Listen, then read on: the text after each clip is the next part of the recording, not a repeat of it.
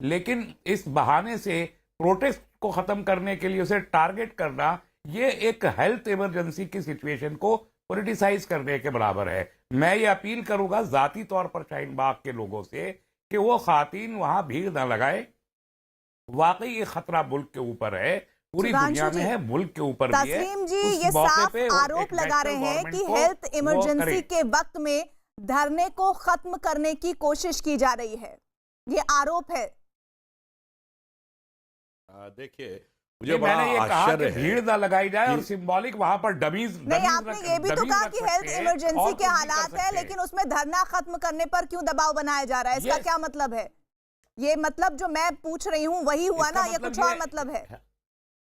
देखिए उसका मतलब ये भी है, मुझे उसका मतलब ये भी है कि ऐसी और साइट्स भी है जहां पर बहुत सारे लोग बैठे हैं और वो भी तो होना चाहिए। उसको किसने मना किया है? लेकिन अगर वहां नहीं हो रहा है, इससे शाहीन बाग में नहीं होना चाहिए, ये लॉजिक नहीं समझ आता। सुधांशु जी, आज सुधांशु जी का उत्तर ले लेते हैं। 50 से कम करके 20 की बात कर दी, लेकिन मुस्तफाबाद में देखिए बैठे उनका क्या अरेंजमेंट करेंगे? देखिए, मैं पहले तो ये बात कहना चाहूंगा, बताइए उन लोगों को भी अवेयर करिए। सुधांशु जी, जवाब आपका। देखिए, पहली बात तो तस्लीम रहमानी साहब ने जो अभी आखिरी शब्द बोला, मैं उसी से लेना चाहूंगा। पहली बार ऐसा एक विचित्र संयोग है कि किसी प्रदेश में जिसकी सरकार है, वो अपने आदेश का अनुपालन सुनिश्चित करने के लिए कुछ नहीं कर रही है। अरे भाई, कार्रवाई करना तो छोड़िए, एक बार केजरीवाल जी ने अनुरोध तक नहीं किया है शाहीन बाग वालों से कि जो 50 वाला हमारा रूल था, यदि उसे फॉलो करना है तो वहां 20-25 सुरक्षा कर्मी रहेंगे, तो 20-25 से ज्यादा लोग मत बैठिए। बोला ही नहीं है। यह दर्शाता है क्या स्थिति। दूसरी बात, तस्लीम रहमानी साहब ने कहा कि हेल्थ इमरजेंसी को क्रिएट करके उसकी आड़ में से समाप्त करना। रहमानी साहब, आप पढ़े लिखे समझदार आदमी हैं। अमेरिका ने इमरजेंसी डिक्लेयर कर दी है। एंजेला मार्केल का बयान है कि वर्ल्ड वार के बाद की सबसे बड़ी चुनौती दुनिया के सामने आज खड़ी है, और आपको लग रहा है इस हेल्थ इमरजेंसी का बहाना बनाकर उसे समाप्त करना है। मेरे विचार से इतना अव्यवहारिक नहीं होना चाहिए।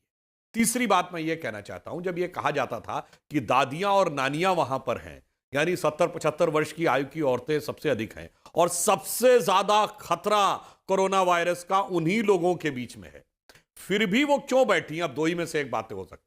या तो मैं कह रहा हूं उनकी अज्ञानता का नाजायज फायदा उठाया जा रहा है, उनकी कम जानकारी या बगैर पढ़े लिखे होने का भड़का दिया गया है और उन्हें पीछे नहीं हटने दिया जा रहा, या फिर मैं ईमानदारी से कहूंगा भाईचारा के नाम पे जिन लोगों ने इन्हें बैठा रखा है, उनके लिए ये भाई नहीं चारा है। उनको चारा बना के रखा है, और चारे से किसी को मोहब्बत नहीं होती है। कोई भी दूसरा खा जाए, मेरा काम चलना चाहिए, तो उसमें से किसी भी व्यक्ति की जान के साथ कुछ भी हो, उन्हें उससे कोई लेना देना नहीं। इसलिए मैं कह रहा हूं कि राजनीति। और अंत में एक बात और, अरे भाई, जब गृह मंत्री ने नेता प्रतिपक्ष के सामने स्पष्ट, आप वो क्लिपिंग देख लीजिए, गुलाम नबी आजाद साहब, नेता प्रतिपक्ष राज्यसभा, उन्होंने खड़े होकर कहा कि गृह मंत्री जी, जो आपने बोला उसका मतलब मैंने यह समझा कि किसी को डॉक्यूमेंट नहीं देने होंगे। गृह मंत्री जी ने कहा जी। उन्होंने कहा जो भी डॉक्यूमेंट नहीं देगा उस पर कोई क्वेश्चन नहीं पूछा जाएगा। उन्होंने कहा जी। उन्होंने कहा कोई डी नहीं लगेगा। उन्होंने कहा जी। उसके बाद गुलाम नबी आजाद साहब ने कहा हाँ ठीक है, तब मैं सहमत हूं। मगर अफसोस है रहमानी साहब, यहां आपने जिनको बैठाल के रखा है ना, वो लगता आप सब नबी के गुलाम नहीं है, ये सब सियासत के गुलाम हो गए। इसलिए न इनको कोई तर्क समझ में आ रहा, ना कोई तथ्य समझ में आ रहा, ना खतरा समझ में आ रहा है। मेरा इसलिए आप लोगों से गुजारिश है, अगर आपको उनके साथ हमदर्दी है तो उनसे जाके कहना चाहिए कि जब पूरी दुनिया इतनी बड़ी चुनौती से जूझ रही है, और ऐसे समय में, और जब फ्लोर ऑफ द हाउस पे क्लैरिफिकेशन हो गया, जब लीडर ऑफ द अपोजिशन ने उसे एक्सेप्ट कर लिया, अब ये किस बात की लड़ाई है, ये मेरी समझ से परे। अतीकुर रहमान को मैं इस डिबेट में लाना चाहती हूं। सुधांशु जी, पहले एक मिनट सुधांशु जी, मैंने एक बात तो ये नहीं कही कि क्रिएट की गई है, मैंने कहा हेल्थ इमरजेंसी की सिचुएशन है।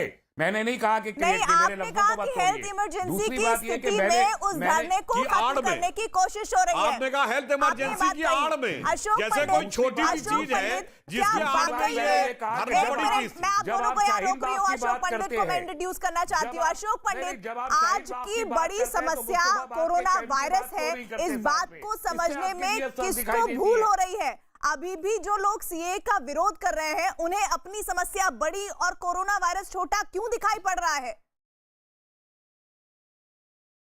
प्रीति जी, मैं दो तीन चीजें बहुत स्पष्ट कहना चाहता हूं और मैं किसी राजनीतिक मोड़ नहीं लेना चाहता। मैं बहुत ही simple as a human being इस पूरे इश्यू को ह्यूमैनिटी के लेवल पे मैं एड्रेस करना चाहता हूं। इस देश में एक इमरजेंसी है, पूरी दुनिया में एक इमरजेंसी है जहां पर इंसानों की जान जाने की और बचाने की बात चल रही है। एक अटैक हुआ है हमारे पे, एक ऐसा एपिडेमिक, एक ऐसी बीमारी जिसकी वजह से बहुत लोगों की जान जा सकती है। यह शाहीन बाग हो या कोई भी बाग हो, जहां पर एक मुद्दे को लेकर प्रोटेस्ट हो रहा है, सही हो रहा है गलत हो रहा है, मैं आज के दिन उसमें भी नहीं जाना चाहता हूं, क्योंकि मैं ये मानकर चलता हूं कि मेरे लिए वहां बैठे हुए लोगों की जान भी उतनी इंपॉर्टेंट है जितना मेरी जान इंपॉर्टेंट है, या जितना सरकारी लोगों की इंपॉर्टेंट, या किसी भी इंसान की या किसी भी की जान इंपॉर्टेंट है। बात यह है कि क्योंकि इन्होंने ये एक पोस्चर लिया हुआ है, ये एक एटीट्यूड लिया हुआ है, एक एरोगेंस का एटीट्यूड है, इन्होंने एक अलग देश बना लिया अपना। ये क्या दादागिरी और क्या एरोगेंस है?